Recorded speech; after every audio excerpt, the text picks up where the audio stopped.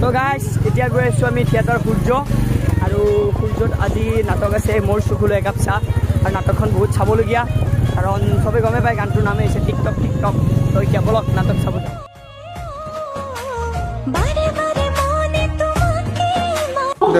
আপোনালোকে যিখন